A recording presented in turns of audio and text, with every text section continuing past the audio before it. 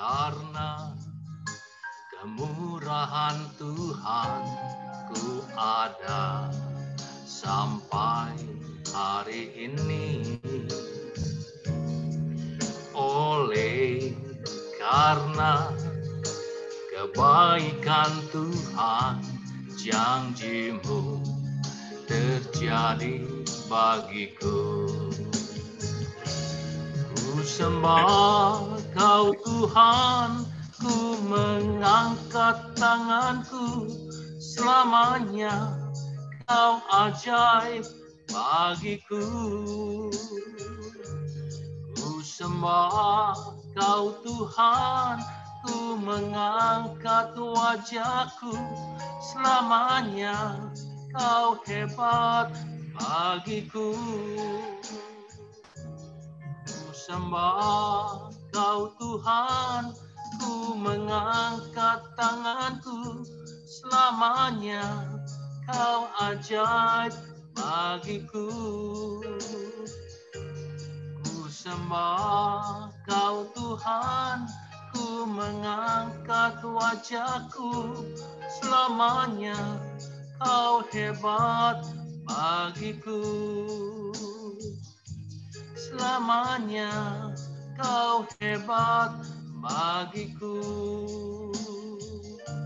Selamanya Kau hebat bagiku.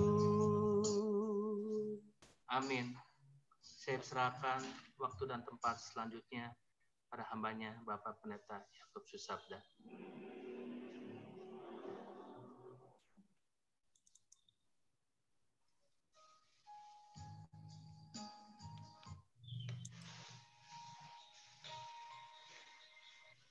Saya persilakan kepada hambanya Bapak Pendeta Yakub Susabda.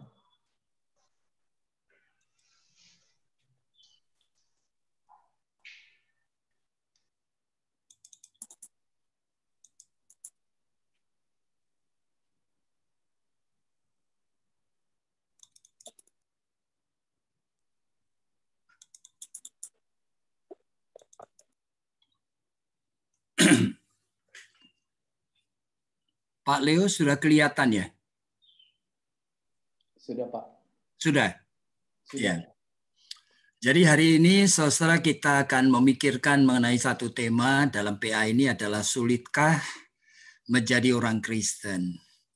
Jadi saya harap tema ini menjadi suatu tema yang nantinya itu bisa menjawab sebagian besar daripada pertanyaan kita. Jadi saudara, saya percaya sekali sebagian besar dari kita itu ingin serius. Menjadi orang Kristen itu bukan asal-asalan. Ya, oleh sebab itu saudara kan juga ikut PA dan sebagainya. Oleh karena saudara sebetulnya ingin serius untuk menjadi orang Kristen.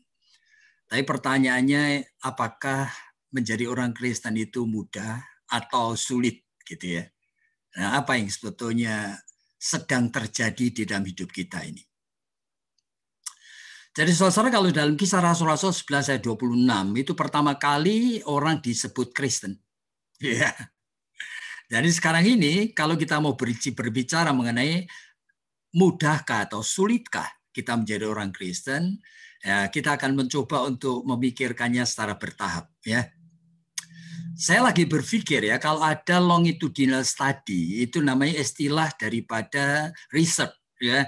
Riset yang dilakukan selama waktu yang panjang, kadang-kadang 5 tahun, kadang-kadang 10 tahun. Ngapain kok riset kok sampai 10 tahun? Itu memakai alat-alat tes yang namanya yang dipakai sama, yaitu tes retest. Jadi dipakai yang sama kepada orang kelompok yang sama. Oke, nah ini kalau sampai ada longitudinal study, gitu, barangkali 10 tahun kelompok Kristen di PA, The Mission ini ya kan harus menjawab kuesioner itu, mungkin hasilnya itu terus sama. Jadi kita itu heran sekali bahwa ternyata menjadi Kristen puluhan tahun, bahkan ada yang 50 tahun tidak mengubah apa-apa. Nah ini menjadi masalah kita. Jadi ngapain kita ini sebetulnya ya? Tidak mengubah apa-apa. Nah, terutama kehadiran dosa-dosa tertentu. Kehadiran dosa-dosa yang bahkan umum sekali terus-menerus hadir dalam tubuh dan jiwa kita. Saudara barangkali kenal buku yang dituliskan Billy Graham mengenai 7 Deadly Sin, 7 dosa yang mematikan.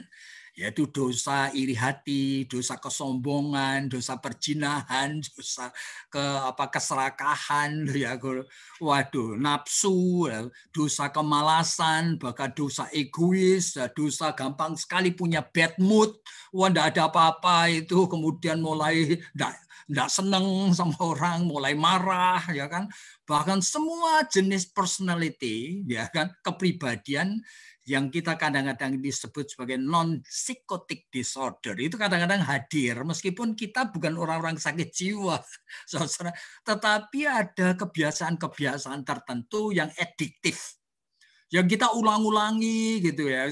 Orang yang dekat dengan kita, istri, suami, anak atau mertua atau orang tua tahu sekali, wah, watak itu orang ini kok kayak gini gitu loh. Ya inilah. Ternyata tidak pernah berubah, saudara. Puluhan tahun setelah itu coba perhatikan. Dan anehnya kita feel okay, kita merasa oke-oke aja.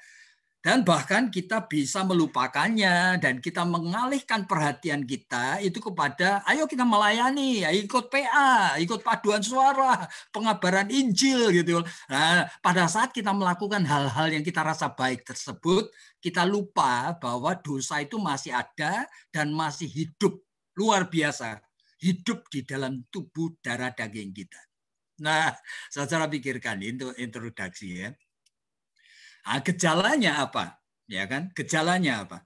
Biasanya kehadiran dosa yang belum selesai tadi, Alkitab tuh ngomong, oh orang ini akhirnya secara rohani tidak tumbuh. Ibrani pasal 5 itu mengatakan ditinjau dari sudut waktu. Ya mestinya kamu 5 tahun jadi orang Kristen, ya seharusnya kamu sudah bisa mimpin PA.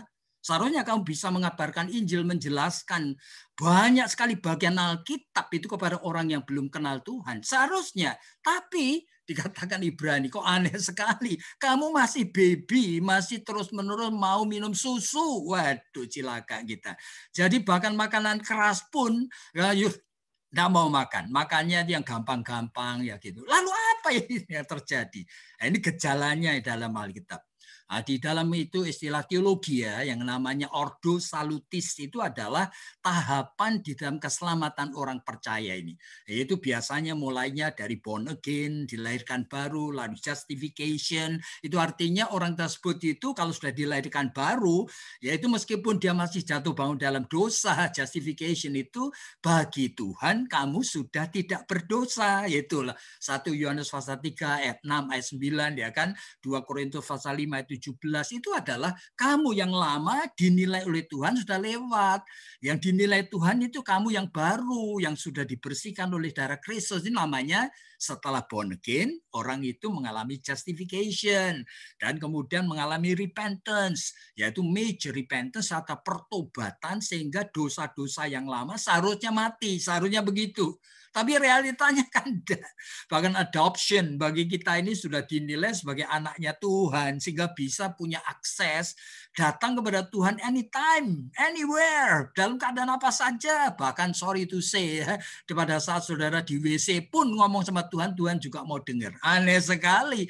Posisi kita itu luar biasa. Dan sejak itu saudara berada di dalam satu fase order salutis yang ini disebutkan kamu berada di dalam fase sanctification. Itu artinya kamu seharusnya berjalan dengan roh, Galatia 5 ayat 16, sehingga kamu itu tidak lagi berbuat dosa. Kan begitu. Dan berjalan dalam roh ini seharusnya progresif. Progresif itu artinya apa? Makin lama betul-betul ada kemajuan, itu progresif. Realitanya kok enggak. Lalu gimana kita ini ya kan? Dan itu Alkitab mengatakan orang-orang seperti ini biasanya buta dan picik. Oleh karena apa? Di dalam 2 Petrus pasal pertama disebutkan, oleh karena selalu lupa kalau pernah diampuni dosanya. Dosa berzina, dosa untuk bohong, dosa apa pernah diampuni, lupa lupa, nanti hidup lagi. Dosa itu terus-menerus hidup lagi. Jadi seolah-olah seperti kalau sudah kenal bahasa Inggris itu ya, kalau tanaman itu pada masa winter itu kalau di Amerika atau di Eropa atau apa itu namanya dormant. Nah, dormant itu seperti mati, tapi sebetulnya tidak mati. Saudara, nanti pada springtime itu nanti akan bertunas kembali. Nah, kita ini hidupnya aneh sekali. Dormant terus-menerus seperti ini dan tunasnya itu muncul sebentar mati lagi. Ya seperti itu. Ini realita yang ada dalam Alkitab. Dan kita biasa kita mengatakan oleh karena kondisi seperti ini kita kehilangan assurance, jaminan keselamatan itu tidak jelas, ya kan?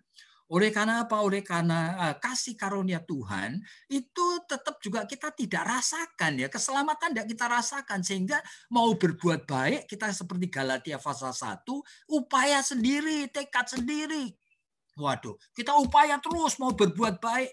Nah, Paulus mengatakan kepada jemaat Galatia itu, terkutuklah kamu yang ngajarin kayak gitu. Paulus 2-3 kali lo ngomong hal yang sangat keras sekali. Oleh karena apa?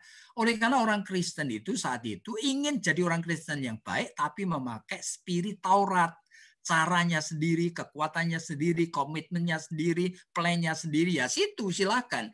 Padahal tidak seperti itu hidup sebagai orang Kristen. Nah itulah.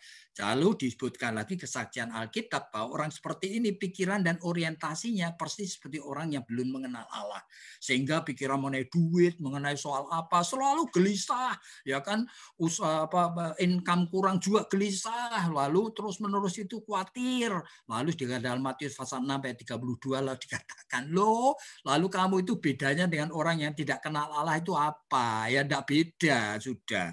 Jadi terus-menerus pikiran hanya preoccupied dengan apa yang ada di depan mata yang menjadi kebutuhan kita, yaitu. Dan kita tidak hidup di dalam roh, tetapi dalam kedagingan. Segala macam itu, yaitu buah kedagingan disebutkan di dalam Galatia 5 ayat 16. Terus mau hidup. Kita suka sekali nonton film-film yang tidak baik. Ada adegan yang tidak baik. Kita suka sekali untuk memikirkan yang tidak baik. Ya, seperti itu. Mengisi waktu itu dengan hal-hal yang kosong dan tidak punya arti dan tidak punya purpose apa-apa. Dan sehingga kita kehilangan kasih yang semula. Nah, mau mengerjakan apa-apa, saudara, sama seperti Wahyu pasal 2 mengenai jemaat Efesus itu. Meskipun pekerjaan kita phenomenologically, gejalanya menghasilkan. Dari 1 jemaat menjadi 7 jemaat loh, jemaat Efesus. Dan mereka itu juga melakukan discipleship loh, sehingga orang-orang itu kenal teologi yang baik loh, sama seperti saudara semua itu kan discipleship sebetulnya, PA. Ya kenal, oh ini ajaran sesat, ini ajaran yang benar. Efesus kan juga begitu, sampai tahu pendeta-pendeta sesat seperti Nikolaus itu, sampai disebutkan mereka tahu ajarannya tidak benar ini. Tapi Tuhan Yesus mengatakan apa? Kamu lakukan seperti ini, tetapi kamu tidak mencintai aku. Jadi ini keterputusan hubungan dengan Tuhan sebagai akibat dari realita bahwa dosa-dosa itu masih hidup di dalam diri kita. Nah, gejala yang lain lagi secara experience, ya, personal experience. Saudara, anehnya sekali bahwa kehadiran dosa-dosa yang seperti ini itu bisa kita abaikan. Kita bisa sikapi asal-asalan. Nah, kita masih kita sukai dosa-dosa tersebut itu masih kita nikmati, saudara. Kita terbiasa hidup dengan dosa. Rasanya bahkan kalau tidak ada variabel dosa, waduh kalau hari ini aku tidak berzina dalam pikiran, kalau hari ini aku tidak mengumbar kemarahan, waduh rasanya hidup ini kok flat ya, tidak berwarna ya. Berarti sebetulnya kita sukai, saudara. Saudara jangan mengatakan saudara tidak menyukai dosa. Dosa itu nikmat. Dan saudara sukai. Dan saudara pelihara. Ini ajaib sekali ya. Kita memelihara itu. Dan kita itu berani beresiko. Berani beresiko. Sampai Tuhan nanti menghukum pun ya mudah-mudahan enggak. Tapi berani beresiko. Luar biasa sekali. Oleh karena apa? Oleh karena kita melihat kanan kiri kita, semua orang kok podo wae sama kita. Semua orang mirip seperti kita. Mana sih ada orang saleh yang seperti zamannya dulu tadi? Mana kita ketemu teman-teman kita apa ada yang seperti Hudson Taylor atau sebagai William Carey atau sebagai siapa Paulus? Tidak ada. Teman kita itu kalau ngomong itu omongan kotor lah, membicarakan masa lalu, ya kan bernostalgia ada masa-masa lalu yang waduh, malah kita nikmati kita. Ya apa kita ini? Jadi kita hidup dalam lingkungan yang seperti ini dan ya dia oke. Mereka hidupnya oke, happy-happy. Tiap pagi itu jalan-jalan naik sepedaan. Waduh, puluhan ribu orang. Pikirannya cuma ke situ aja. Kalau nanti berhenti kuliner di mana-mana, hidup di fun. Sambil terus-menerus menghidupkan dosa. Waduh, ajaib sekali. Jadi mirip seperti orang yang sakit diabetes. Orang sakit diabetes itu tidak terasa, saudara. Tapi nanti suatu saat akan fail. Oh, livernya fail, kidney-nya fail, gitu ya begitu. Tapi selama belum ada yang failure seperti ini, ya oke-oke aja kita. Bahkan mirip seperti orang yang addicted di dalam drug atau apa, kokain, bahkan addicted alkohol dan sebagainya. Itu sebetulnya tahu sekali bahayanya. Tetapi tidak mau dan tidak berdaya untuk mengakhirinya. Luar biasa. Kita itu menikmati oleh karena apa? Itu yang kita butuhkan dengan darah daging kita ini. Kita nikmati yang begitu. Firman Tuhan itu sebenarnya dibandingkan darah daging kita itu, aduh kenikmatannya cuma 10, 100. Kadang-kadang kita suka dengerin firman Tuhan, tetapi kita itu kalau mau jujur, saudara, kita lebih menikmati yang lain. Kasih. Nah, kita hidup seperti ini, saudara. Jadi apa yang dialami oleh anak-anak Tuhan, Den? Ya kan? Apa yang dialami? Waduh, saya akan ambil 2 contoh aja. Yang pertama Paulus. Nah, Paulus itu mulai dengan prinsip mengenali diri dan jujur di hadapan Tuhan dan jemaatnya. Oleh karena dosa-dosa di dalam dirinya, Paulus itu sebetulnya memakai prinsip mirip seperti John Calvin. John Calvin mengatakan, without the knowledge of self, there's no knowledge of God. Ya kan, kalau kamu tidak kenal dirimu sendiri, kamu tidak mungkin kenal Allah. Itu kata-kata John Calvin. Jadi mesti kenal dirimu sendiri, baru kamu tahu siapa sih dirimu yang sedang mau bergaul sama Tuhan. Nah, itulah yang dipakai Calvin. Sehingga Calvin, dia pakai oleh Paulus. Sehingga Paulus itu bertahap. Tahun 55 di dalam 1 Korintus pasal yang ke-9, 15 pasal 9 dia mengatakan dibandingkan dengan rasul-rasul, aku ini paling berdosa. Ya kan?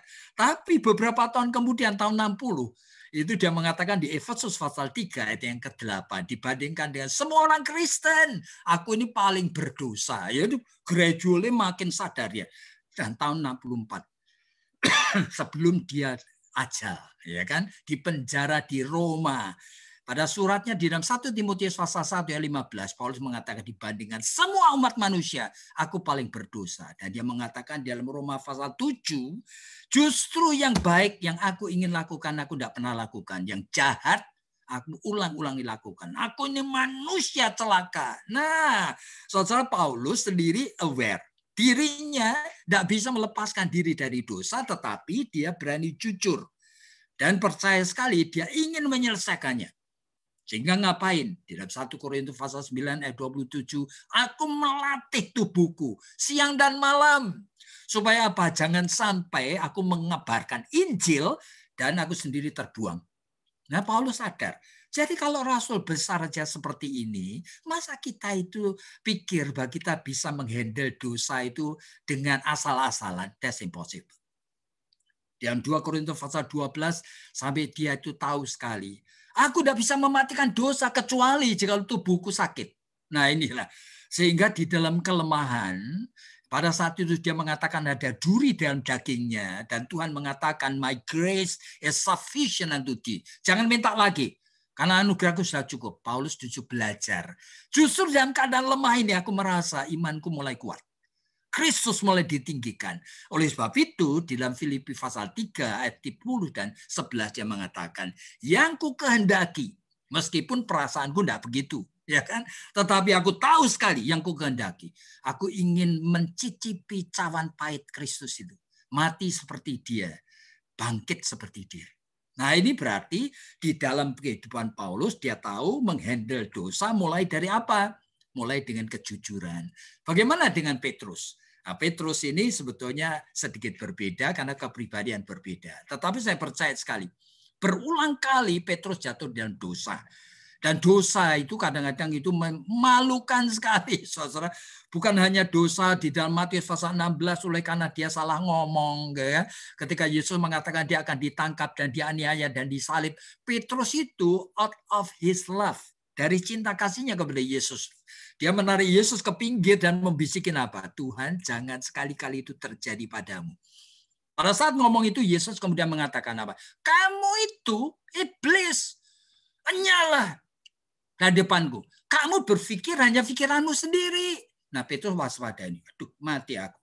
Jadi aku itu ternyata tidak bisa memakai pikiran dan perasaanku sendiri, bahkan yang terbaik untuk Tuhan. Tidak bisa. Nah, dia komunikasi dengan Tuhan tidak bisa memakai pikiran perasaanku yang terbaik sekalipun. Nah, inilah. Dan dalam Lukas pasal 22, kalau kita mau lihat 3 kali Petrus itu mengkhianati Yesus. Dan pengkhianatan yang pertama, kedua, kemudian Lukas pasal 22 ngomong apa? Sejam kemudian. Berarti antara yang kedua dan yang ketiga ada waktu jeda 1 jam penuh. Bayangin. 1 jam penuh. Itu melihat Yesus digebukin, dia lihat dari jendela. Iya. Dan dia itu kemudian mendapatkan pertanyaan dari seorang pelayan. Pelayan itu genduk-genduk itu loh. Sederhana sekali. Dan dia cuma mengatakan, kamu pasti orang Galilea, ini muridnya Yesus. Dia bukan hanya swearing, yaitu bersumpah, tapi apa? Cursing. Dia mengutuki anak Allah. Ajaib sekali. Dan Petrus tuh tahu, waduh, aku tuh ternyata kayak gini. Dan sebelum menghadapi critical condition, aku enggak tahu bahwa aku tuh sebegininya brengseknya aku ini. Nah, inilah.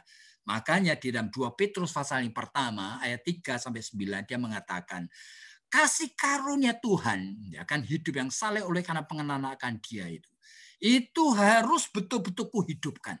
Bagaimana aku menghidupkan kasih karunia, yaitu keselamatan itu? Nah, aku tahu iman tok tidak cukup, katanya. Ternyata iman itu harus dimanifestasikan dalam apa? Dengan kebajikan. Dengan perbuatan baik. Yakobus pasal yang kedua juga mengatakan dengan jelas sekali bahwa iman tanpa perbuatan itu adalah mati, ya kan?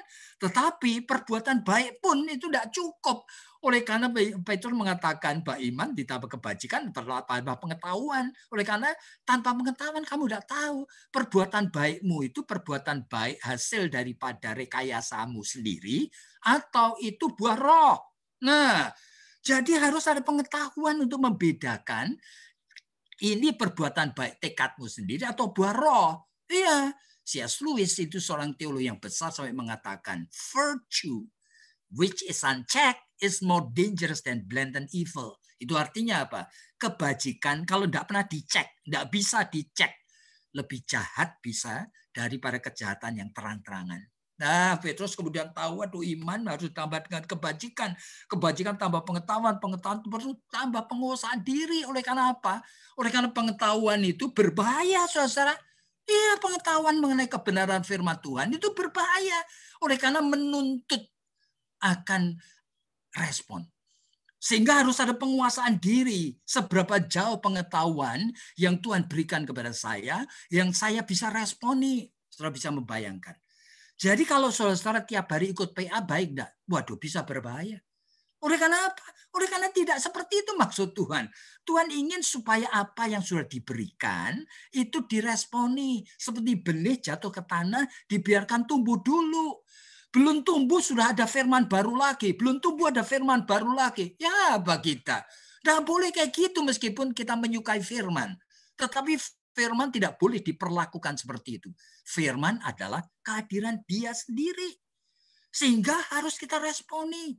Nah, makanya perlu penguasaan diri. Nah, sekarang iman tambah kebajikan, ditambah pengetahuan, tambah penguasaan diri, perlu ketekunan. Oleh karena untuk bisa menguasai diri seperti ini perlu sesuatu yang diulang-ulang. Sampai kita betul punya strategi untuk mensukseskannya. Baru kita itu tahu bahwa setelah kita lakukan ministry, ketekunan itu pun perlu ditambah dengan kesalehan. What is that? Kesalehan atau holiness itu. Kesalehan itu adalah merupakan sesuatu yang seharusnya merupakan lahir dari kesadaran kita. Nah, siapa kita ini. Kalau disebutkan holy di dalam Alkitab, itu disebutkan di dalam 2 Timotius itu di dalam rumah Allah yang besar, Tuhan itu memakai macam-macam bejana. Ada bejana dari emas, dari perak, dari tembaga, dari kayu, dari batu, dari tanah liat. Dari tanah liat itu bejana itu kadang-kadang seperti cepuk kecil dari tanah liat yang untuk nyimpan apa, barangkali nyimpan minyak sisa atau apa. Itu kalau di pasar harganya murah banget. Tetapi begitu diambil dan dibeli, dibawa masuk di dalam rumah Allah, nah itu sudah disucikan. Nah, oleh karena kamu itu sudah dipakai untuk special di hadapan work of God. Nah, seharusnya kita itu waspada siapapun kita. Bagaimanapun kondisi kita. Kita adalah orang yang sudah diambil dari dunia ini. Makanya disebutkan gereja itu kumpulan dari eklesia. Yaitu orang-orang diambil dari dunia untuk apa? Disucikan oleh Tuhan. Dan supaya untuk pekerjaan Tuhan. Jadi kita waspada Petrus ini. Saya mau menginginkan untuk mengatasi dosa ini bukan purpose-nya sama seperti orang-orang agama lain itu. Supaya menjadi saleh, menjadi apa begitu. Tapi oleh karena aku tahu, hidup dalam dunia, Tuhan mau pakai saya. Sehingga saya harus betul-betul itu holy di hadapan Tuhan. Berlayak. Nah, baru setelah itu saya belajar mengasihi saudara. Ini paling sulit. Mengasihi istri, mengasihi suami, mengasihi anak, mengasihi saudara. Ini paling sulit, saudara. Oleh karena kasih, itu tanda petik seharusnya. Itu mematikan dosa. Dan sehingga di dalam Alkitab, kalau kita mau perhatikan, Yesus sendiri mengatakan, jikalau kamu tidak bisa membenci saudaramu, membenci ayahmu, membenci ibumu, nah, kamu tidak berlayak menjadi muridku. Kok aneh sekali. Tuhan kok ngajarin benci itu ya apa? Iya, oleh karena Tuhan ingin supaya kita tahu bahwa cinta kasih yang kamu rasa, cinta kasih yang baik sekali untuk mamamu, itu adalah cinta kasih natural yang tidak pernah bisa membebaskan mamamu dari dosa. Kamu mesti buang cinta kasih kayak gitu. Oleh karena aku menyediakan cinta kasih agape dari Tuhan. Yang bisa mengasihi mamamu dan membebaskan dia dari dosa. Masa you tidak mau? Ya itulah sebabnya. Kasih kepada saudara, kepada orang yang terdekat, itu very difficult, saudara. Dan setelah kita menambahkan dengan itu, kita mengalami kehadiran kasih agape, kita bisa mengasihi semua orang. Termasuk mendoakan orang-orang jahat terhadap kita. Nah, ini yang dikatakan oleh Petrus di dalam menghandle akan natur dosa di dalam dirinya. Tapi bagi Petrus dan Paulus, ini menjadi Kristen, ini memang sulit. Sulit sekali menjadi pengikut Kristus. Tapi kemudian menjadi inevitable. Artinya apa? Kehadiran dorongan untuk menjadi anak Tuhan itu sudah tak terhindarkan. Nah, saudara, meskipun sulit sekali, tetapi tidak bisa lari dia. Nah, inilah yang sebenarnya kita inginkan. Kita seharusnya mirip seperti ini. Jadi mereka berdua itu, Petrus dan Paulus, sangat jelas sudah menerima kasih karunia Allah, yaitu keselamatan yang kelahiran baru, dan mereka sudah meresponi dengan iman. Roh Kudus bagi mereka sudah mengajari mereka, dan mereka semakin lama semakin menjadi penurut bahkan pimpinannya. Dan sehingga mereka berdua, sehingga proses perjalanan hidupnya, mereka makin dibentuk serupa dengan gambar anak Allah. Roma 8 ayat 29. Dan mereka sangat menginginkan itu. Nah, saudara perhatikan ya, Petrus dan Paulus itu tahu dan sangat menginginkan seperti itu. Sehingga iman mereka itu manifestasi daripada prinsip iman anugerah. Yaitu yang saya sebutkan dalam inevitable grace. Di mana mereka always selalu diposisikan di hadapan Tuhan dan mempunyai cuma satu pilihan, yaitu ngapain? To trust and obey. Yaitu nurut, ya kan, percaya dan nurut sama Tuhan. Nah, ini bagi mereka berdua, saudara, karena mereka itu menjadi model bagi kita. Orang berdosa, dosanya juga terus-menerus hadir dalam hidup mereka, tapi mereka sudah bisa mengalami kehidupan sebagai orang Kristen. Itu bagaimana? Bagaimana dengan kita? Bagi kita mayoritas itu saya sebutkan more than 90%. Lebih dari 90% orang Kristen itu masih sangat mencintai dunia. Sudah bayangkan ya. Yakobus pasal 4 itu mengatakan, kamu mencintai dunia, kamu musuhnya Allah. Sudah itu aja. Oleh karena apa? Di dalam Lukas pasal 16 dan 15, segala sesuatu yang disukai dan dikagumi dunia, ya kan? Batu permata yang kamu wah kagum sekali, Romamu yang bagus sekali, gereja yang megah sekali, dibenci Allah. Nah, saudara harus tahu. Jadi jangan saudara pikir bahwa saudara bisa menghidupi, ya kan, cintakan dunia dengan segala kemewahannya ini. Di dalam 1 Yohanes pasal 2 ayat 15 ayat 17 disebutkan apa? Jangan kamu mencintai dunia dengan segala apa yang ada padanya. Jangan. Jadi kita harus menyadari yang terjadi di dalam jiwa kita ini apa. Jadi bagi kita mayoritas masih kayak gini. Kita masih menikmati sekali dunia ini. Dan hampir semua pelayanan kita lakukan, termasuk The Mission ini, belum merupakan pelayanan self-sacrificial, yaitu pengorbanan diri. Bukti dari penyangkalan diri, yaitu bukti daripada memikul salibnya. Lukas pasal 9 ayat 23 mengatakan, jikalau kamu tidak menyangkali dirimu dan memikul salibmu, kamu tidak pernah berlayak bagiku. Jadi kita belum, oleh karena kesalahan mengerti dan kita belum mengerti apa itu. Tapi sebetulnya intinya adalah pelayanan yang diperkenan Tuhan selalu membayar harga. Tidak pernah pelayanan itu, oleh karena I like it. Oleh karena I enjoy it. Oh, nggak bisa, saudara. Itu kan perasaanmu, dan ingat lagi, itu adalah perasaan kepada dunia yang kita sukai. Termasuk dunia agama, dunia gereja, dunia pelayanan yang kita sukai.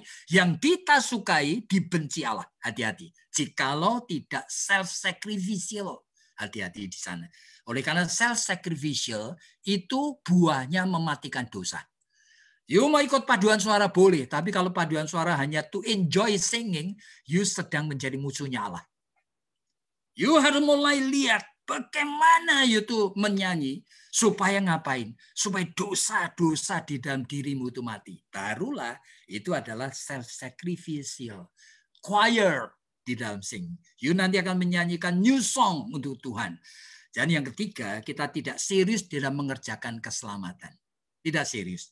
Tidak ada takut dan gentar. Nah, sehingga akibatnya sebagian besar dari kita itu masih bisa termasuk sebagai orang-orang yang belum betul-betul itu kenal Allah.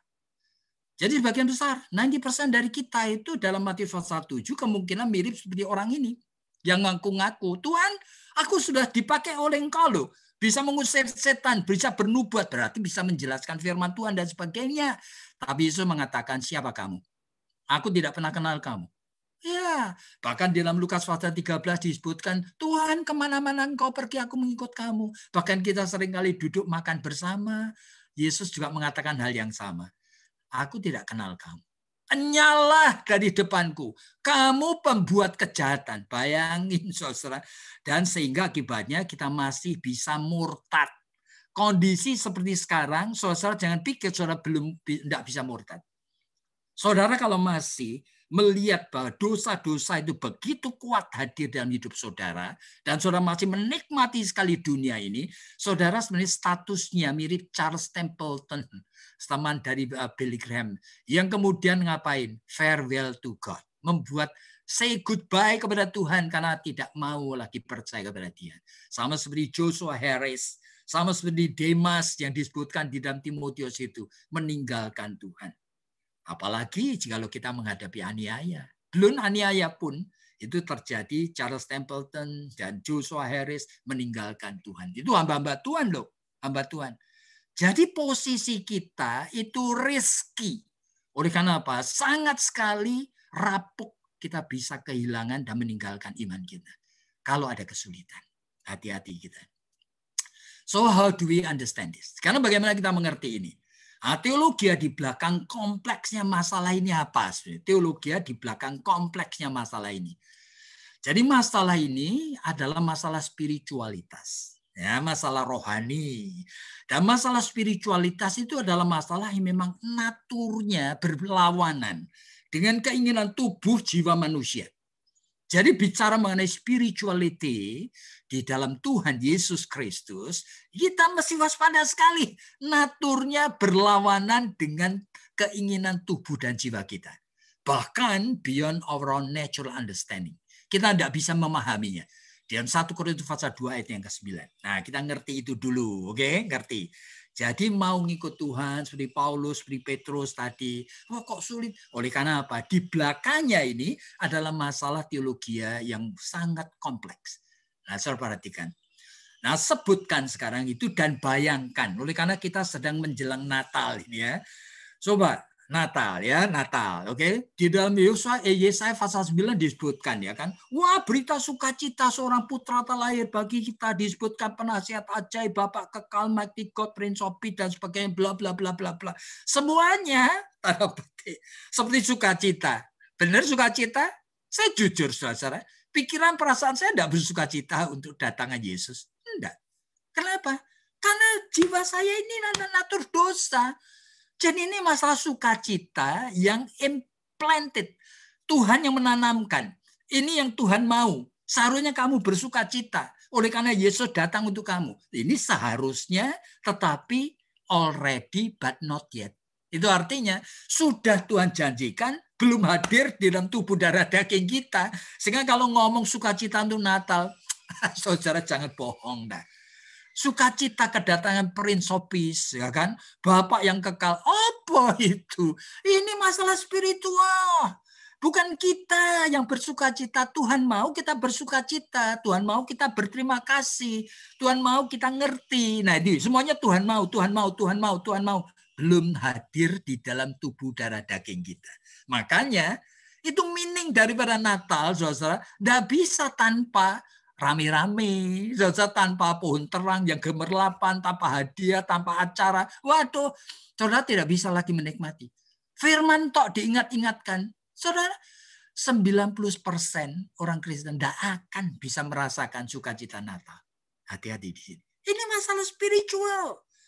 Jadi menghadapi masalah spiritual ya kita waspada aja. Ya kan? Apa di belakangnya? Jadi keselamatan di dalam Kristus Yesus itu adalah anugerah yang sangat mahal. Bahkan yang termahal. Yang sudah implanted, ditanamkan di dalam jiwamu. Nah, Allah itu harus mengorbankan anaknya. Padahal saya tak tahu, ini teologi lagi. Allah tidak pernah punya anak, saudara. Ini cuma istilah yang disebutkan anak itu adalah the firstborn out of God. Yang pertama kali keluar dari Allah. Itu artinya biar pertama kali dilahirkan dari Allah. Yaitu apa? Pada saat Allah berfirman. Ya, makanya Yohanes pasal yang pertama disebutkan pada mula pertama adalah firman. Firman itu bersama dengan Allah. Dan firman itu dengan firman Allah menciptakan langit bumi dengan segala isinya. Bahkan firman itulah adalah kuasa Allah. Tapi Allah yang demikian kasih kepada kita. Merelakan firman itu yang adalah kuasa Allah. Sekarang berinkarnasi menjadi manusia supaya ngapain? Supaya menggantikan kita. Itu menerima keadilan Allah sendiri. Saudara, mati di atas kayu salib. Supaya kita ini bisa berdamai dengan dia. Ya, ini sesuatu cara berpikir yang Alkitab berikan. Yang ingin implanted, ditanamkan di dalam diri orang percaya. Yang sampai sekarang, saudara itu untuk memahami, tidak mungkin bisa. Ini hanya bisa terjadi secara gradual kalau. Nah, di already and not yet itu baru dialami kalau. Nah, kalau apa? Nah, ini nanti kita lihat ini. Jadi kita lihat dulu anugerah Allah yang besar ini. God grace itu costly. Costly itu artinya sangat mahal sekali. Untuk itu dia harus mati di atas kayu salib untuk kita. Nah, sehingga tidak ada sebetulnya bagi Tuhan ada setengah Kristen seperti kita. Kristen suam itu tidak ada. Oleh karena apa? Oleh karena if Christ is not the Lord of all, then he is not the Lord at all. Itu cuma itu pilihannya. Kalau Kristus itu bukan Tuhan atas semuanya, dia sebenarnya bukan Tuhan sama sekali. Tidak ada setengah-setengah, tidak ada 3/4, tidak ada 80%, tidak ada 99%, tidak ada. Semuanya harus 100%. Oleh karena apa? 1 Korintus pasal 6 mengatakan bahwa kamu sudah dibeli dengan darah itu. Sehingga kamu itu completely mirip miliknya Allah. Nah ini teologianya. Saudara. Di belakang itu seperti itu. Nah, saudara bayangkan ya. Sehingga cheap grace itu kata-kata dari Dietrich Bonhoeffer. Teolog dari Jerman zaman Nazi Hitler. Dia mengatakan cheap grace itu anugerah murahan. It's a grace without cross. Yaitu anugerah tanpa salib. Forgiveness without repentance. Kita bisa mengampuni orang tetapi tanpa pertobatan. Grace yang diberikan without discipline. Tanpa suatu disiplin rohani. Itu grace yang murahan. Jadi cheap grace. Tetapi grace yang menuntut cross. It's a grace nobody want. Jadi sebetulnya grace yang Allah berikan, itu anugerah tadi, itu memang implanted, tetapi kita tidak mungkin meresponinya tanpa rela menyangkali diri dan memikul salib. Nah, saudara perhatikan ya. Jadi oleh karena itu pola yang Tuhan ajarkan. You mau terima anugerah, anugerah ini hanya bisa diresponi dengan menyangkalkan diri dan pikul salib. Nah, padahal Filipiensi mengatakan grace yang seperti ini nobody want. Nah, secara manusia kita memang tidak mau. Kita tidak mau kayak gitu. Kita maunya jadi orang Kristen yang enak-enak seperti ini. Begitu loh. Jadi grace atau kasih karunia itu atau keselamatan itu harus dikerjakan. To be worked out with fear and trembling. Harus dikerjakan dengan takut dan gentar. Filipi pasal 2 ayat 12. Ya. Dan 90% orang Kristen tidak tahu apa artinya mengerjakannya. Bagaimana mengerjakannya? Dan I'm sorry to say, gereja di seluruh dunia tidak pernah mengajarkannya dengan jelas. Saya akan ulangi ya. Jadi ini grace yang anugerah keselamatan yang Tuhan berikan. Sesuatu yang incomprehensible. Tidak bisa kita pahami. Dan itu ditanamkan Tuhan di dalam tubuh darah daging kita. Tetapi harus diresponi. Diresponi dengan apa? Penyangkalan diri dan memikul salib. Itunya disebutkan Paulus dengan kalimat work out. Dikerjakan. Tapi ngerjakannya menyangkalkan diri dan memikul salib. Dan 90% orang Kristen tidak tahu apa artinya. Lalu bagaimana caranya? Tidak ngerti. Dan gereja seluruh dunia tidak pernah mengajarkannya dengan jelas. Nah, saudara, sampai di sini perhatikan apa? Jadi gereja yang dilakukan gereja itu mengajarin mengadopsi simbol-simbol keselamatan. Yaitu ngapain? Jadi orang Kristen baca Alkitab. Jadi orang Kristen banyak doa. Jadi orang Kristen melakukan pemuritan. Jadi orang Kristen mengabarkan Injil. Begitu. Itu dalam jadi orang Kristen ya ikut pelayanan gereja. Loh, itu kan agama, saudara. Jadi agama itu tidak sama dengan keselamatan. Gereja cuma ngertinya ngajarin itu. Gereja belum mengerti bagaimana menolong jemaat untuk ngerti apa itu mengerjakan keselamatan dengan takut dan gentar. Apa itu? Nah, sebagian besar gereja belum mengajarkan apa dan bagaimana mengerjakan keselamatan. Ini masalah apa? Oh, ternyata ini masalah integrasi. Apa itu integrasi? Integrasi itu dua hal yang beda yang disatukan. Itu integrasi. Dua hal yang berbeda dipertemukan. Yang pertama adalah kebenaran firman Tuhan. Yang kedua adalah natur dosa kita, manusia. Bagaimana ketemunya? Itu integrasi, saudara. Bagaimana kehadiran dari firman Tuhan, kebenaran firman Tuhan dalam darah dagingmu ini loh. Di dalam psychological reality jiwamu ini loh. Jadi ini masalah integrasi, yaitu mempertemukan anugerah Allah yang completely itu sebetulnya mismatching, yang completely itu tidak cocok, dan completely incomprehensible, completely itu spiritual, sehingga tidak bisa dijelaskan. Oke, dengan apa? Ketemu dengan psychological reality, jadi psikologi kita ini masing-masing ketemu. Nah, itu baru terjadi nanti. Bagaimana caranya? Lah, gereja tidak pernah menjelaskan ini, saudara. Perhatikan. Ini adalah struktur jiwamu. Oke, struktur psychological reality. Masing-masing kita beda-beda. Dan teologi kebenaran firman Tuhan itu seharusnya masuk di sana. Iya, tetapi kalau tidak masuk di sana tidak terjadi integrasi. Nah, ini persoalannya, integrasi pertemuannya itu gimana, saudara?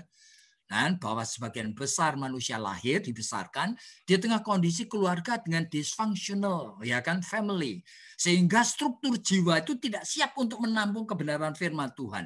Bayangin, oke, ada hampir semua konsep kita mengenai Allah itu sudah terbentuk sejak melalui pengalaman dengan orang tua sejak kecil. Saudara, ada seorang yang bernama J.P. Phillips itu menuliskan, but your God is too small. Oleh karena apa? Oleh karena kita tanpa sadar 90% Itu lahir dari keluarga dysfunctional, orang tua yang tidak sempurna.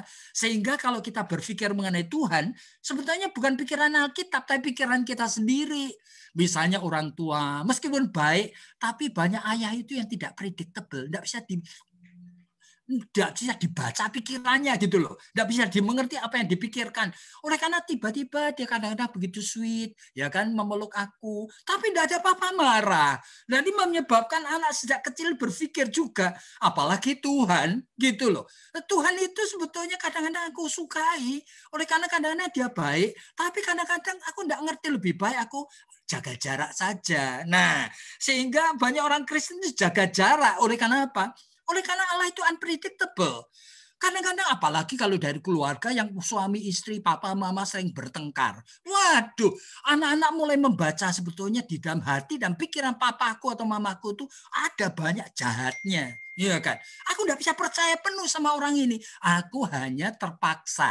Nah, terpaksa ngapain? Karena aku masih anak, aku tidak bisa cari uang sendiri. Jadi aku masih nempel sama dia, tapi aku tidak mau diketik sama dia. Oleh karena apa? Aku tahu dia hatinya jahat. Sama mama dia jahat, papa sama papa dia jahat. Seperti itu. Jadi ini ada di dalam jiwa anak, sehingga tanda petik di dalam jiwa penuh kecurigaan. Ada anak-anak meskipun kenal Allah itu mengatakan dari mulut Allah itu baik, tapi sebetulnya aku tidak pernah percaya bahwa dia betul-betul baik. Kenapa? Itu orang Kristen yang baik, yang rajin, dia kena cancer. Nanti giliranku kapan? Nah, itu pikirannya. Jadi dia tidak percaya bahwa Allah itu sungguh-sungguh baik. Ini adalah realita yang ada pada jutaan orang Kristen, yaitu yang disebutkan oleh J.B. Philip, your God is too small, ya kan? Bahkan ada anak di dalam satu keluarga dengan 3-4 anak. Waduh, kalau ngomong sama bapak aku enggak ngerti. Yang bisa ngomong sama papaku cuma kokoku, ya kan? Tapi aku enggak usah. Jadi selalu berpikir, wah masalah teologi, masalah kitab, enggak usah belajar. Pendeta aja yang belajar, yang ngerti banyak. Ya begitulah. Ya inilah persoalannya. Jadi mau ketemu dengan Tuhan itu kalau enggak terpaksa enggak mau. Ini. Tapi kadang-kadang cuma pikir aja, papaku kan juga gitu. Bahwa ternyata dia itu juga perlu sekali basa-basinya. Ya kan, makan dihabisin, kamu belajar, ya sudah nurutin aja. Oleh karena apa? Kalau enggak nanti marah. Jadi aku harus doa, aku harus baca Alkitab. Kalau enggak, nanti Tuhan marah. Lah begitu. Ya aku lakukan ini untuk apa? Mengatasi daripada kemungkinan dihukum sama papa. Nah, papa mamaku itu selalu demanding. Ya kan? Kamu dapat nilai, mesti lebih bagus. Selalu menuntut aku lebih dari kemampuanku. Nah, Tuhan itu adalah Tuhan yang tidak pernah terpuaskan. Dia aku kalau maju lagi dikit, Tuhan itu ingin lebih tinggi lagi. Aku maju lagi dikit, Tuhan juga masih mengatakan tidak puas. Aku mau, waduh. Jadi Tuhan ini kayak gitu. Bahkan Tuhan kadang-kadang aku pikirkan, Tuhan itu adalah Tuhan yang tidak punya kebijaksanaan. Mirip papaku. Dia tuh ngapain? Supaya aku nurut.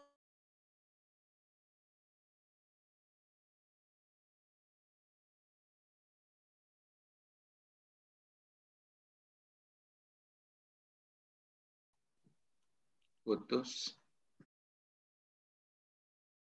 Diri. Dan ini ada pada kita semua. John Calvin mengatakan human mind idol factory. Jadi pikiranmu itu adalah pabriknya berhala. Bayangin. Nah, kita semuanya itu punya konsep mengenai Tuhan, itu produk dari pengalaman dengan orang tua kita. Bukan Tuhan dari Alkitab ini. Nah, John Calvin itu sekalian mengatakan without knowledge of self, there is no knowledge of God. Makanya kita kenali diri sendiri supaya kita tahu Tuhan, aku seperti ini. Dan aku tahu engkau bukan seperti ini. Aku ingin supaya aku dengan tulus mengasihi dan mengenal engkau. Padahal sampai pada level sintetik konvensional. Nah ini manusia itu 90% levelnya itu cuma sampai sintetik konvensional. Saya akan cepat sekali akan jelaskan karena saya pernah jelaskan di bagian yang lain. Oke, bahwa kebenaran firman itu kalau sintetik konvensional aja, kebenaran firman Tuhan tidak pernah hadir di dalam jiwa kita. Saya lihat ya. Jadi itu ada James Fowler itu mengatakan ada 7 stages, 7 tahapan iman orang percaya. Jadi tahapan terendah itu struktur jiwanya undifferentiated faith.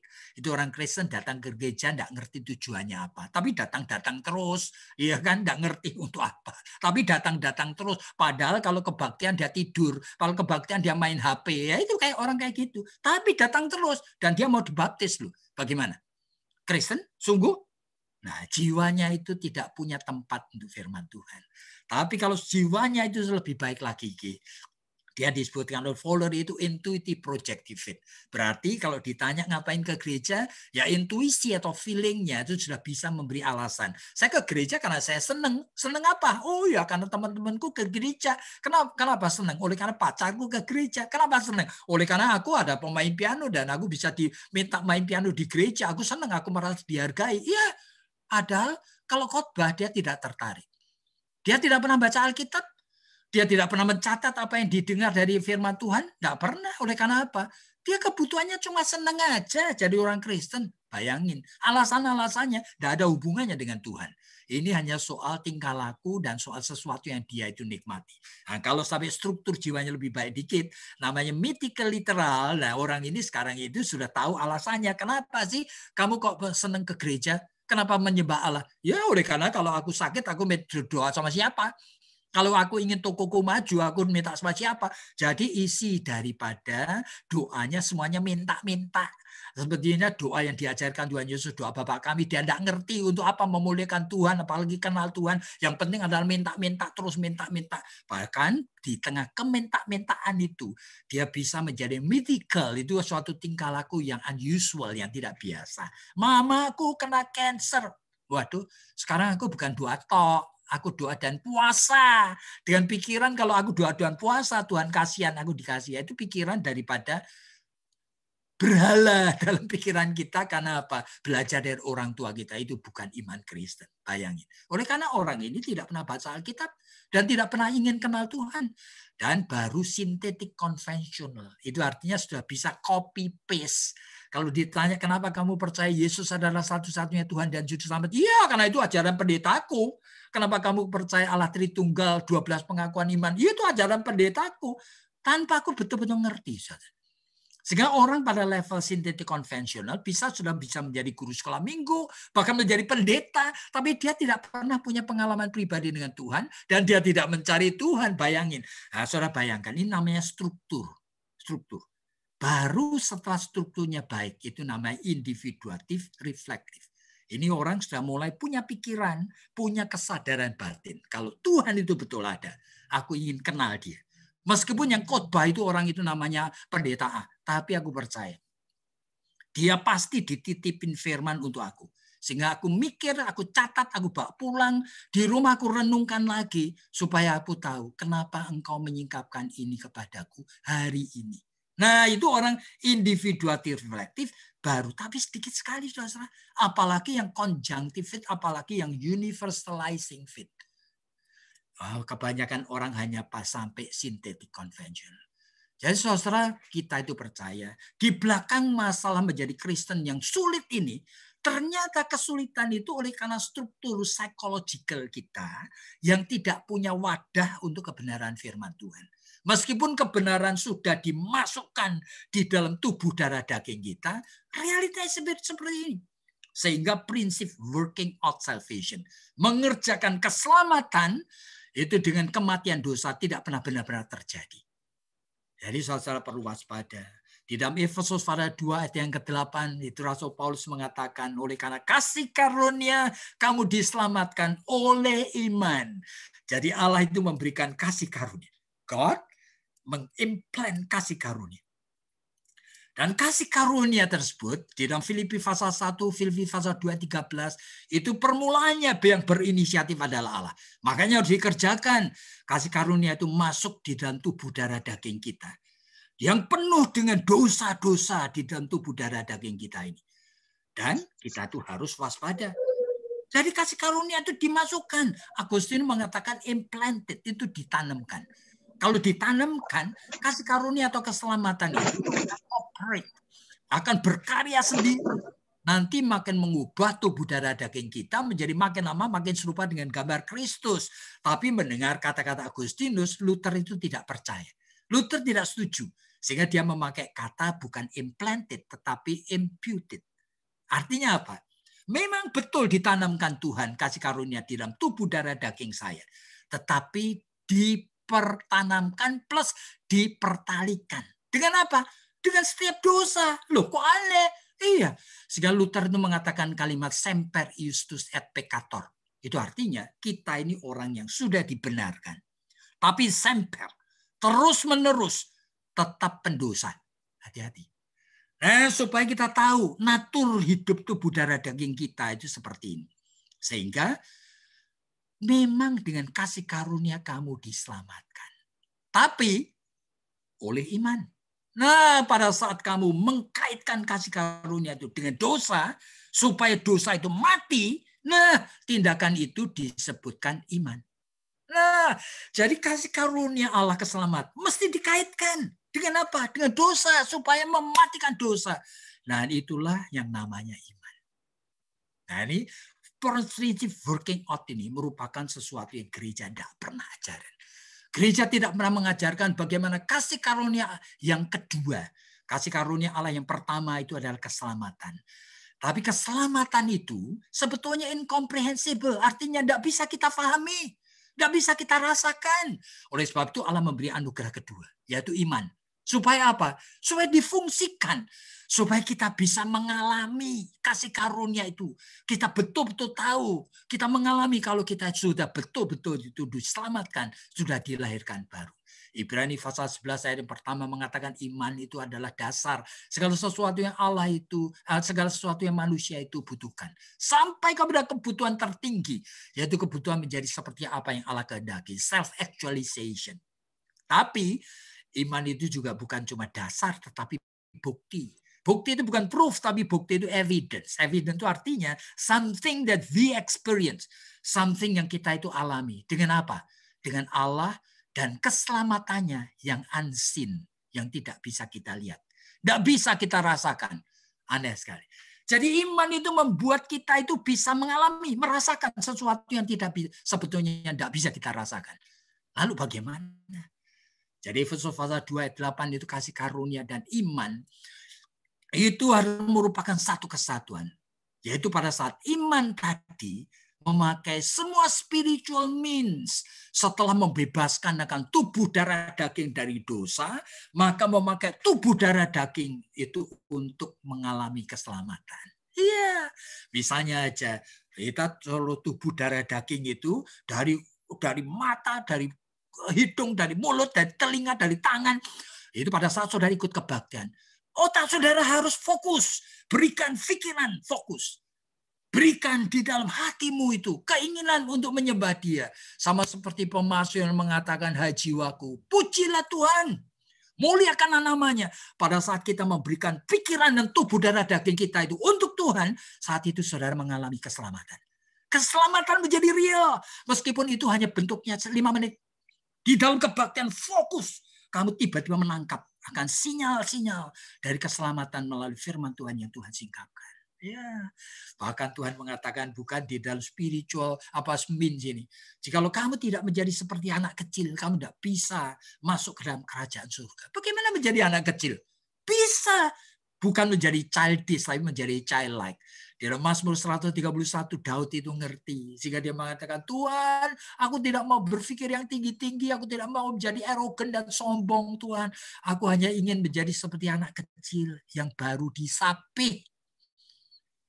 Yang duduk di kaki mamanya. Ya, itulah menjadi childlikeness. Pada saat kamu itu seperti itu di hadapan Tuhan, tiba-tiba kamu akan mengalami, saya betul-betul orang yang sudah dilahirkan baru. Jadi kelahiran baru ini merupakan sesuatu anugerah yang sebetulnya kita tidak bisa pahami. Tetapi akan kita pahami jikalau kita mengerjakan keselamatan itu. Pertama, mematikan dosa dengan kuasa kasih karunia. Yang kedua itu adalah memakai spiritual means. Tubuh darah daging kita sebagai sarana rohani untuk kita itu bertemu dengan Tuhan, mengalami kasih karunia, yaitu saya betul-betul sudah dilahirkan baru. Sebelum itu saudara tidak ngerti. Oleh karena kelahiran baru itu incomprehensible, unseen, tidak bisa dilihat. Ya. Dan saudara kita perhatikan, meskipun Alkitab itu mengatakan bahwa mereka yang sudah mengerjakan keselamatan dengan takut dan gentar pun seperti Paulus dan Petrus. Perhatikan, Paulus dan Petrus masih menghadapi natur dosa yang ada di dalam tubuh darah dagingnya. Ya, kenapa? Realitanya stop sinning, atau berarti berhenti berbuat dosa, itu hanya bisa terjadi pada saat tubuh kita tidak melakukan lagi, yaitu pada saat tubuh kita sakit. Ya, di dalam Timotius disebutkan pada saat kamu itu betul-betul diserahkan kepada iblis itu supaya sakit. Nah, kamu berhenti berbuat dosa. Jadi sinning di dalam pikiran meskipun kita tidak berbuat dosa. Ternyata pikiran kita masih berbuat dosa. Aneh sekali. Oleh karena apa? Oleh karena pikiran kita meskipun tubuh kita ini sakit, kena stroke, kadang-kadang pikiran kita masih berbuat dosa. Dan kita lihat peristiwa akan seorang jenius yang luar biasa namanya Stephen Hawking, ahli fisika itu. Dalam keadaan kena penyakit yang namanya amyotrophic lateral sclerosis, yang dia bisa gerak cuma satu jari, cuma mata kedip-kedip. Ya, bayangin, tetap dia berzina. Bayangin. Jadi ini ajaib ya manusia. Manusia itu seperti ini. Sudah sakit pun pikirannya masih bisa berdosa. Paulus dan Petrus sadarin. Yang kedua, Paulus justru semakin lama semakin menyadari dirinya berdosa. Jadi karena kesempurnaan yang Tuhan itu tuntut, itu Matius 5:48 mengatakan apa? Hendaklah kamu sempurna seperti Bapakku di surga. Jadi ini mirip seperti prinsip dari Hegelian, itu namanya tesis, antitesis, dan sintesis. Setelah ada sesuatu tesis, ya kan, kita upaya menyelesaikan dosa, lalu muncul, sudah selesai, ternyata muncul dosa yang baru lagi, sehingga muncul antitesis, terpaksa kita itu mensintesisan lagi, dan tidak pernah ada habisnya. Meskipun kita tahu bahwa di hadapan Tuhan kita sebetulnya sudah dibenarkan.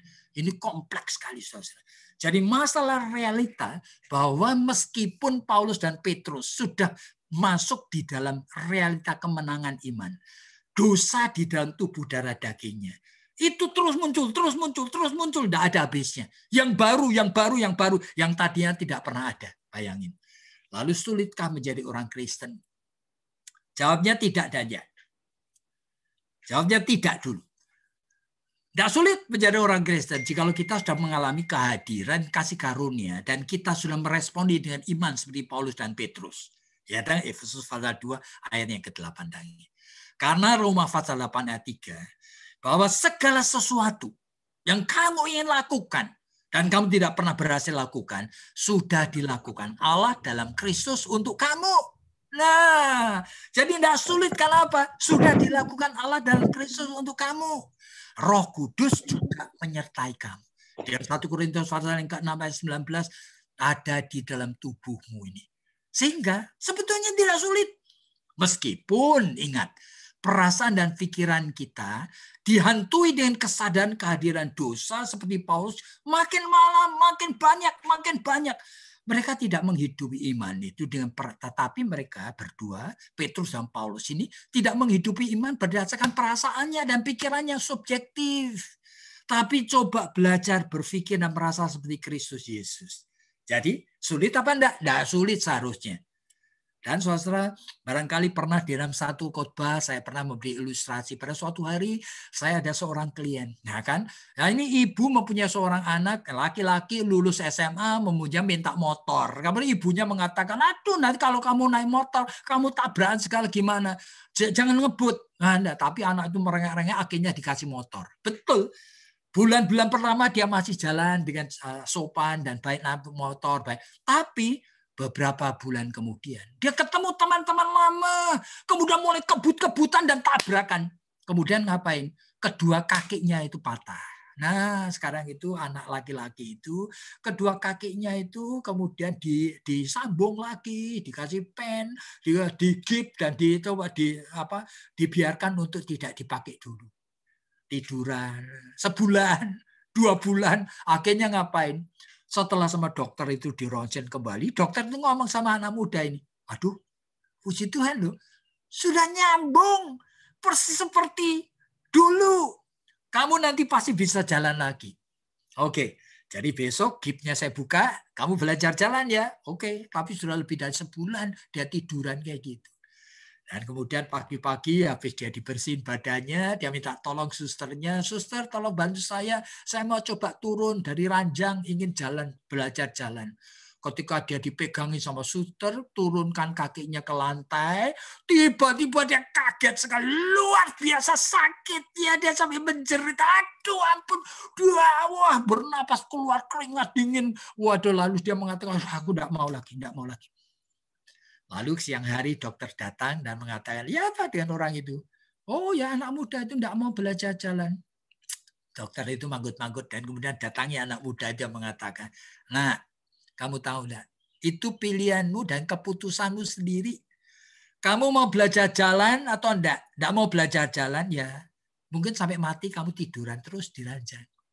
Tapi kamu harus belajar jalan, kamu pasti bisa. Kemudian sama dokter itu ditinggal. Begitu dokter itu pergi, dia mulai mikir-mikir gimana ya.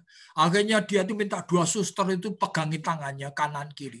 Dia turun, wah jerit luar biasa sakitnya, kedua kakinya itu udah mengatakan tuh, wah nggak kuat aku. Tapi dia paksain pegangan, wah sampai tangannya gemetaran nggak karuan. Dan kemudian dia mulai merasa kakinya itu kemudian terasa kok rasa sakitnya kok berkurang. Dan besok coba lagi sakit lagi tapi mulai berkurang lagi. Lusa coba lagi sakit mulai berkurang. Dan sekarang dia sudah jalan. Saudara perhatikan dosa di dalam diri kita. Mulai itu harus dilawan dengan kasih karunia Tuhan yang hadirnya dalam tubuh darah daging itu. Itu tidak matching dengan dosa. Sehingga kamu itu mesti berjuang, kerjakanlah. Makanya Yesus mengatakan jikalau kamu tidak menyangkali dirimu, memikul salibmu, kamu tidak bisa. Jadi kasih karunia itu harus diresponi dengan iman. Yang work out, mengerjakan keselamatan dengan takut dan gentar. Dan sulitlah menjadi orang Kristen. Enggak sebetulnya, kalau mau. Tapi melewati rasa sakit seperti itu. Are you ready? Dan sulitkah menjadi orang Kristen? Ya, memang sulit. Oleh karena menjadi orang Kristen, jikalau kita itu belum mengerjakan keselamatan melalui iman kita. Dan kita masih terlalu cinta dunia ini. Sehingga kasih Allah dalam Kristus belum mengontrol kita. Sehingga kita ini belum benar-benar hidup sebagai orang diselamatkan. Pola dan cara hidup kita tidak berbeda dari dunia. Akan sulit sekali jadi orang Kristen. Jadi mau mulai dari mana? Yang pertama, tinggalkan cara hidupmu yang sekarang. Karena sudah terbukti selama ini nyata cara hidupmu, pola hidupmu tidak kondusif, tidak cocok dengan karya Roh Kudus. Tinggalkan. Jangan mengeraskan hati. Mazmur pasal 95 dan sebagainya. Kita jangan berdosa terhadap Roh Kudus. Oleh karena apa? Sangat berisiko. Kalau terus mencobai Tuhan. Jangan mencobai Tuhan. Oleh karena hanya iblis yang melakukannya. Jangan mencobai Tuhan. Yang ketiga, carilah Tuhan dalam setiap waktu. Setiap aspek. Selama dia masih berkenan kepadamu. Aspek apa saja. Saudara mesti kaitkan dirimu dengan Tuhan. Tapi jadilah menjadi manusia. Dengan seluruh tubuh, seluruh hidupmu itu kita pakai untuk mengenal dan bergaul dengan Tuhan. Sehingga kita perlu menjadi manusia spiritual, manusia rohani. Jadi saudara, jadi mulai dari mana? Tanggalkan pola hidupmu yang sekarang. Dan jangan mencobai Tuhan. Oleh karena tidak boleh kita akan meneruskan lagi pola hidup menjadi manusia Kristen setengah-setengah, manusia Kristen suam. Tidak ada lagi. Melalui PA ini saya harap kita waspada dengan sungguh. Sehingga warningnya adalah seperti ini. Peringatan ya. Celakanya sudah membicarakan sampai seperti ini pun, saudara lihat nanti. Setengah jam lagi nanti kita akan lupa semuanya. Dan kita kembali terjerat dengan kehidupan tanpa plan, tanpa strategi, tanpa perubahan policy, tanpa tekad untuk mempraktekannya. Remember, that's what I said. Setengah jam lagi sudah lupa kabeh. Kita cuma menunggu nanti tema baru PA lagi untuk kita pikirkan lagi. Dan siapa sebenarnya kita ini? Apakah betul Allah yang kita sembah adalah Allah yang hidup, yang dealing dengan kita? Atau kita sebenarnya hanya membuat dia menjadi simbol untuk mengesahkan kebutuhan kita, legitimate our identity sebagai Kristen. Tapi kita tidak kenal dia. Søren Kierkegaard, yaitu teolog dari Denmark, pernah mengatakan, for most of us, sebagian besar dari kita, Christ came and died for us. Kristus datang dan mati di atas kayu salib untuk kita. Sebetulnya hanya menjadi bahan objek untuk kita pikirkan, diskusikan. Tidak menjadi penghal yang kita alami. Ini the greatest skandalon. Itu skandal yang paling menyedihkan dalam kehidupan orang Kristen. Jadi Matius pasal 2 ayat 4-6. Jangan-jangan kita mirip seperti ahli-ahli Taurat. Pada saat tahu, Herodes tanya, di mana Kristus dilahirkan? Bethlehem. Tapi mereka tidak mencari dia. Tahu persis yang sudah diajarkan di dalam Taurat. Tapi tetap tidak mencari dia. Apakah kita menjadi seperti itu ya? Mari kita tidak bermain-main dengan Tuhan lagi. Dan Tuhan memberkati Anda, dan sekarang saya kembalikan lagi kepada Pak Raymond. Bu Grace, silakan Bu Grace. Ya, Bapak Ibu sekalian, kita sangat bersyukur sekali dengan apa yang sudah disampaikan oleh Pak Yakub kepada kita. Dan saya berpikir bahwa bagian-bagian yang sudah boleh disampaikan, ini kiranya boleh menjadi perenungan bagi kita, dan warning yang sudah disampaikan oleh Pak Yakub, kiranya ini juga boleh menjadi sesuatu yang harus kita perhatikan dengan sungguh-sungguh. Saat ini saya juga memberikan kesempatan kepada Bapak Ibu sekalian yang mungkin ingin mengajukan pertanyaan atau sesuatu yang ada dalam pikiran yang menjadi kesulitan Bapak Ibu sekalian. Silakan, mungkin boleh saya langsung. Saya Pak Yaya, silakan. Ya. Pak Yakub, saya ada pertanyaan dari 2 ayat yang sulit saya mengerti, Pak. Yaitu dari 1 Yohanes 5 ayat 4 dan 1 Yohanes 3 ayat 9. Saya bacakan, Pak. Ya, yang berjudul bahwa dikatakan bahwa iman bisa mengalahkan dunia. Sebab semua yang lahir dari Allah mengalahkan dunia. Dan inilah kemenangan yang mengalahkan dunia, yaitu iman kita. Lalu yang lainnya juga lagi. Sebab orang yang lahir dari Allah tidak berbuat dosa lagi. Sebab benih ilahi tetap ada dalam dia, dan ia tidak dapat berbuat dosa karena ia lahir dari Allah. Tolong Pak jelaskan, saya nggak ngerti itu, Pak. Ya, yang pertama, iman itu mengalahkan dunia, oleh karena memang dunia dengan naturnya masih hadir di dalam tubuh darah daging kita. Jadi hanya dengan iman kita bisa mulai mematikan akan natur dosa itu one by one. Tadi sudah saya jelaskan.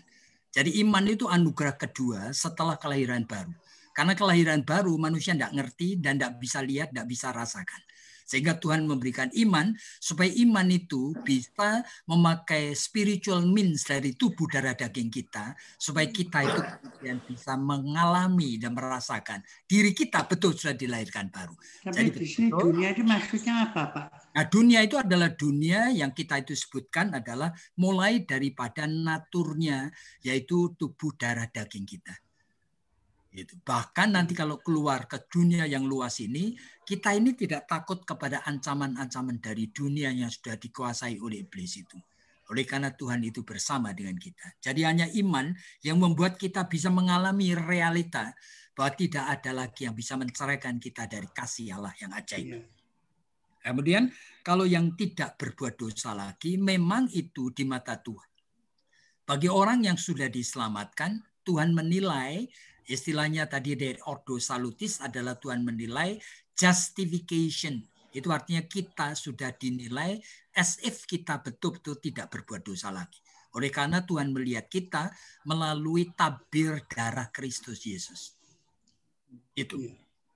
Kalau gitu itu sama dengan Roma 8 ayat 1 ya.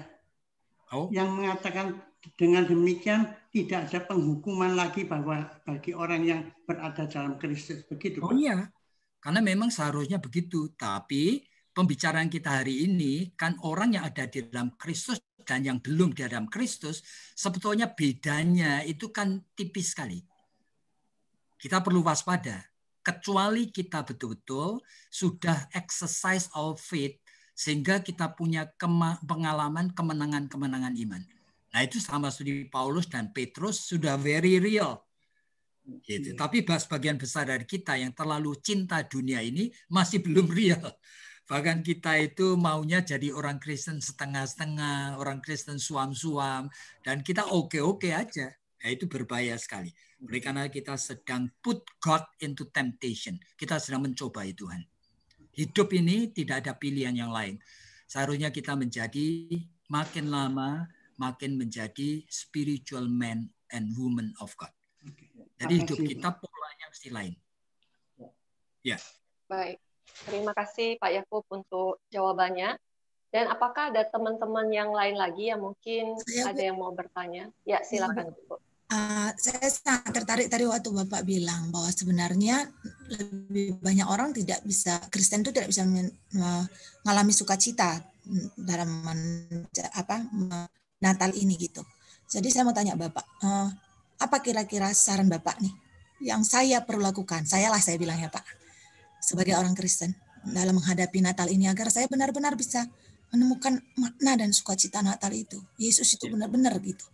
Jadi kita itu menghadapi temptation oleh karena gereja sudah menjadi dunia. Sehingga kita itu cari sarana-sarana yang bisa membuat sukacita. Kita latihan core yang bagus, kita itu adakan ini, adakan itu. Sebetulnya itu adalah kita sedang membuat hadiah untuk diri kita sendiri. Pada esensi daripada Christmas itu sukacita seharusnya oleh karena pengalaman iman di mana kita itu tahu bahwa Kristus sudah datang untuk kita. Nah, untuk tahu itu perlu suatu proses tadi, yaitu kita biasa menghidupi iman, mengerjakan kasih karunia Tuhan sampai terjadi yang namanya encountering antara kita dengan Tuhan itu ketemu. Nah, itulah sehingga sukacita itu sukacita dari surga. Sehingga kita itu bisa mengerti betapa kita tidak berlayak dan Kristus sudah datang untuk kita. Tidak ada anugerah yang lebih besar dari itu. Anugerah apapun tidak bisa membandingkan dengan itu. Tapi esensi seperti itu tidak bisa langsung kita rasakan jikalau kita tidak hidup di dalam iman yang benar. Ya, sulitnya itu. Oleh karena gereja itu sudah menjadi dunia. Sehingga dunia ini sudah mengambil alih semuanya. Sehingga yang kita saksikan di gereja sebetulnya adalah hura-hura ala dunia. Dan tidak lagi mengajarin kita itu untuk bagaimana kita itu betul-betul mengalami sukacita yang memang asalnya dari Tuhan. Terima kasih Pak. Ya. Baik, ada Pak Dedi Sudiarto, saya beri kesempatan. Silakan. Saya mau bertanya sama Pak Yakub. Pak Yakub, selamat pagi. Saya dengan Dedi dari Palembang. Kurang dengar Pak. Cek 1, 2, 3, cek. Suaranya masih kecil Pak Dedi. Sekarang dikit Pak. Ya.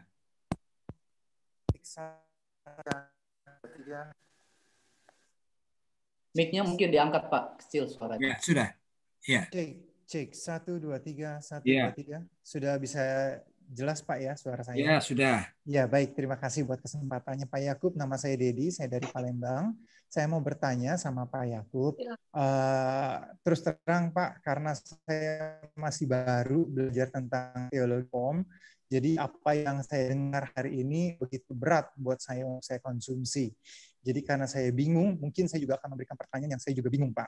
Gitu. Nah, tadi kalau saya nggak salah tangkap penjelasan dari Bapak Pendeta adalah bahwa kita diselamatkan oleh karena kemurahan Tuhan. Saya bingung apakah istilahnya itu kasih karunia atau anugerah. Pokoknya itu adalah kemurahan Tuhan, karena kematian Tuhan, oleh karena kasih Allah begitu besar, maka kita diselamatkan. Tapi Bapak juga tadi mengatakan bahwa keselamatan itu harus dikerjakan. Nah, yang saya mau pertanyakan satu adalah, apakah maksudnya keselamatan itu harus kita kerjakan sama dengan keselamatan itu harus kita pertahankan? Kalau misalkan kita kerjakan atau kita pertahankan, artinya ada sebuah motion, ada sebuah gerakan yang kita sebagai manusia juga harus lakukan. Kalau begitu, keselamatan itu bukan memang gratis, memang diberikan Allah kepada kita, tetapi ada juga yang harus manusia kerjakan. untuk dia bisa mempertahankan keselamatan itu. Begitu ya Pak maksudnya? Enggak begitu. Makanya tadi saya memberikan kepada kalian itu contoh anak yang naik motor sudah patah tetapi kan nyambung lagi. Nah, keselamatan itu mirip sesuatu yang sudah sembuh tetapi kita itu tidak berani kerjakan. Kalau tidak jalan, ya tidak pernah bisa jalan. Sebetulnya anugerah itu sudah ada, kesembuhan sudah ada, sudah hadir dalam diri kita. Nah, sekarang menunggu kita itu untuk bisa mematikan dosa, kita tidak bisa, kita itu dengan pasif, tidak bisa. Jadi anugerah sudah diberikan, tetapi respon harus. Tapi responnya bukan kekuatan kita, respon mengerjakan keselamatan itu tidak sama dengan kita berupaya supaya kita selamat. Makanya disebutkan work out your salvation, bukan work for. Kalau work for itu supaya kita belum selamat supaya selamat. Tapi kalau work out itu sesuatu yang sudah diberi, tinggal kita pakai. Makanya Roma pasal 8 ayat 3 mengatakan segala sesuatu yang kamu ingin lakukan dan tidak pernah berhasil kamu lakukan sudah dilakukan Allah dalam Kristus untuk kamu. Mau terima apa enggak? Gitu loh. Nah, untuk tanda dari penerimanya adalah kamu memakai anugerah iman yang sudah diberi ini. Yaitu dengan cara apa? Kamu pakailah iman supaya seluruh tubuhmu ini itu menjadi sarana rohani yang bisa tanda petik membuat kamu itu mengalami keselamatan itu. Seperti tadi. Ini bukan sesuatu tanda petik merupakan sesuatu yang secara natural. Jikalau kita itu misalnya saja datang kebaktian. Oh, saya kan tidak bisa fokus ya. Saya pikirannya lagi bad mood ini. Oke. Tapi saya ingin fokus. Nah, saya ingin fokus itu bukan sesuatu yang sulit suasana. Sebetulnya cuma fokus saja. Kita iman itu nurut kepada Tuhan. Saya memakai pikiran untuk fokus dengan firman Tuhan, dengan lapar dan haus. Nah, pada saat seperti itu, momentumnya terjadi, barangkali cuma 5 menit. Kita mengalami kehadiran kairosnya Tuhan dalam hidup kita di tengah kronos yang jahat ini. Nah, kalau itu di-repeat berulang-ulang, kita setiap kali minggu seperti itu, bahkan setiap hari seperti itu, seluruh tubuh darah daging kita itu mulai berubah. Iya. Oleh karena itu yang Tuhan mau sebetulnya adalah supaya kita itu betul-betul dibentuk menjadi semakin serupa dengan gambar Kristus. Tapi ini bukan tekad pribadi. Makanya di dalam Galatia pasal yang pertama, Rasul Paulus mengatakan, begitu cepat kamu itu nurutin datangnya orang Kristen Yahudi yang ingin ngajarin kamu mengawinkan Injil itu dengan Taurat. Di mana orang Galatia itu sebenarnya ingin sekali supaya jadi orang Kristen yang berhasil, tapi caranya dengan tekad sendiri. Lalu orang-orang Kristen Yahudi yang anti Paulus itu ngajarin supaya ngapain? Ya supaya bertekad, berdoa, dengan puasa, dengan mati-matian, komitmen. Waduh, Paulus dari jauh mendengarkan itu lalu mengatakan apa? Terkutuklah kamu. Itu sampai 2 kali dia mengatakan itu. Jikalau kamu mengambil Injil yang kayak gini, oleh karena mulainya Injil itu harus kasih karunia dulu. Kamu tahu bahwa Kristus sudah kerjakan semuanya untuk kamu. Nah, kamu syukuri. Nah, kamu syukuri itu tidak bisa pasif ini. Tapi kamu syukuri dengan nempelkan dirimu kepada Kristus. Ya, dengan iman yang mengerjakan tadi. Makanya di dalam Yohanes pasal 15, pada saat kamu seperti carang itu nempel pada pokok anggur, maka kamu akan berbuah banyak. Cuma nempel tok.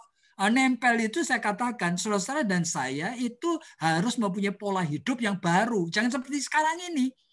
Di mana kita itu menjadi manusia rohani. Sekarang pertanyaan sederhana aja. Apakah kita punya waktu itu sendiri dengan Tuhan setiap hari? Pagi, siang, sore, sendiri. Nah, coba dekatkan diri kepada kita. Itu mulai nempel. Lalu minta kepada Tuhan. Tuhan, aku ingin sekali kelaparan dan kehausan akan firman-Mu. Terus. Sambil saudara ingat prinsip-prinsip tertentu yang Alkitab berikan. Nah, pada saat seperti itu, nanti kita akan mulai merasakan betapa kita itu sebetulnya abide seperti carang itu nempel pada pokok anggur. Makanya di dalam Mazmur pasal 25 itu disebutkan Tuhan itu bergaul akrab sekali dengan orang yang mengasihi Dia. Dan segala sesuatu rahasianya akan dibukakan kepadanya. Luar biasa sekali. Saya bergaul dengan Tuhan itu yang terakhir itu sejak 10 tahun yang terakhir ini. Saya ini tidak tergantung daripada buku atau apa meskipun harus baca buku. Tapi yang saya dapatkan, semua prinsip-prinsip ini, itu saya dapatkan dari Tuhan langsung. Jadi ini otentik. Itu bacalah dari manapun juga. Nanti mendengarkan saya berbicara mengenai soal misalnya aja, bagaimana kerja hati dan hati nurani. Semuanya itu, komplit itu dari Tuhan. Pada saat nempel, semua rahasia dibukakan. Saya sampai heran sekali. Oh, ada seperti ini. Seperti ini pengertiannya. Yang dulu saya baca Alkitab, saya bacakan buku-buku teologi, tidak pernah memberikan penjelasan itu. Iya. Jadi itulah yang saya harap saudara memahami, jikalau kita itu mencoba nempel, Tuhan bergaul akrab dengan orang yang cintakan dia. Semua rahasianya nanti mulai ini pelan-pelan dibukakan semuanya. Sehingga saya tuh mengantisipasi. Hari ini apalagi, besok apalagi, lusa apalagi. Sehingga kalau saya khotbah saya selalu minta, Tuhan jangan sampai saya hanya mengulang prinsip yang sama. Harus ada sesuatu yang baru. Kalau ada sesuatu yang sama, berarti orang mendengarkan khotbah saya langsung tahu saya mau ngomong apa. Itu bukan dari Tuhan. Meskipun pernah menjadi firman Tuhan, tapi itu hanya menjadi record seperti kita menyimpan memori di dalam komputer. Hanya recall. Itu bukan firman Tuhan lagi. Firman Tuhan itu harus baru. Setiap saat harus baru. Dan kalau saudara bergaul dengan Tuhan yang hidup, dia menyediakan yang baru. Every day. Itu Nuduk ratapan Yeremia akan mengatakan, new every morning. Setiap baru, selalu diberikan yang baru. Jikalau kita nempel. Nah, itu merupakan sesuatu tanggung jawab kita. Oke? Jadi itu bukan upaya kita. Ya, apakah berarti dengan demikian keselamatan itu bisa hilang, Pak? Loh, kalau betul itu sudah datang, tidak mungkin hilang. Oleh karena iman itu sendiri, kalau betul-betul itu ditandai dengan kegelisahan dan keinginan mencari Tuhan. Itu tanda yang luar biasa kuatnya. Kayu milik Tuhan. Jadi kalau orang tanya kepada saya, iman itu apa? Saya akan jawab dengan istilah saya, inevitable phenomenon. Yaitu gejala yang tidak bisa dihindari. In which one is positioned before God. Di mana seorang itu tahu-tahu diposisikan di hadapan Tuhan. And he or she has only one choice. Yang punya cuma satu pilihan. Yaitu worshiping. Tidak bisa lari. Jadi iman itu membuat kita tidak bisa kehilangan keselamatan. Nah, tapi harus ada tandanya seperti tadi. Itu harus ada tanda-tandanya. Oke. Satu lagi Pak, satu lagi izin. Satu lagi izin Pak. Ya baik. Tadi Bapak bilang kalau misalnya sekarang sudah dipengaruhi oleh dunia pada saat Christmas season kayak begini, gereja pada hura-hura seperti itu. Pak, apabila misalkan mereka lakukan ini dengan tujuan untuk penginjilan, apakah ini bisa ditolerir, Pak? Terima kasih, Pak Yakub. Makanya Tuhan itu tidak pernah menjadi pecundang. Artinya di dalam keberdosaan kita yang seperti apapun juga, itu keselamatan itu dan pengampunan Kristus terus mengejar sampai supaya kita itu akan bertobat. Nah, di tengah keadaan hura-hura dari gereja, saya percaya ada puluhan anak-anak Tuhan yang betul-betul menginginkan supaya kehadiran Tuhan itu hadir di tengah yang seperti itu. Nah, itu yang Tuhan itu lihat. Sehingga tetap gereja diberkati Tuhan. Oleh karena ada orang-orang yang namanya remnant. Remnant itu sisa-sisa orang percaya yang masih seperti api yang masih menyala di tengah kegelapan. Ya, itu. Oke. Ya, baik, terima kasih Pak Yakub. Ya, terima kasih Pak Yakub untuk apa yang sudah boleh disampaikan, bahkan tanya jawab yang sudah boleh kita lakukan. Dan saat ini saya akan kembalikan waktunya kepada Pak Leo.